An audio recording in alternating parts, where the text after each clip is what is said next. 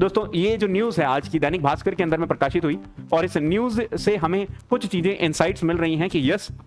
जो मैंने आवाज उठाई थी वो सही थी, जो हमने कहा था इस प्लेटफॉर्म के माध्यम से वो सही था,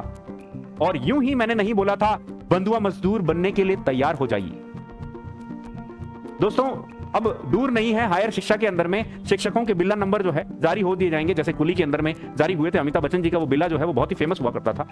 उसी तरीके से बिल्ला नंबर ऐसा करके और एक शिक्षक बंधुआ मजदूर की तरह बस दोस्तों है ना उस एकेडमिक भार के तले दब जाएगा और न्यू एजुकेशन पॉलिसी का ढिंडोरा पीटता रहेगा कि अब हम सेमेस्टर के अंदर में तुमको पढ़ाएंगे लेकिन कभी पढ़ाएंगे नहीं। और मैं कहता हूं हमसे ज्यादा आवाज उन स्टूडेंट्स को उठानी चाहिए जिन लोगों ने फीस भरी है कॉलेजेस के अंदर में, हायर एजुकेशन कॉलेजेस, चाहे वो राज्य सेस के कॉलेज हो, चाहे वो गवर्नमेंट कॉलेज हो, चाहे सेल्फ फाइनेंस सीट हो। आप लोगों ने अपने मेहनत की कमाई सरकार को दी है आप लोगों को हायर एजुकेशन की डिग्री देने के लिए। तो दोस्तों आप लोगों ने क्या गुनाह किया है? आप गवर्नमेंट सीट से ज्यादा पैसा पे कर रहे हो, आप गवर्नमेंट सीट से ज्यादा पैसा पे कर रहे हो, लेकिन आपको असिस्टेंट प्रोफेसर पढ़ाने के लिए नहीं आएंगे,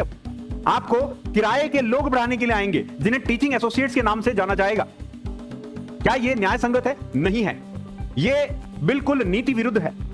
इस तरीके से क्या हमारे भारत जो है वो पूरा विश्व गुरु बनने जाएगा,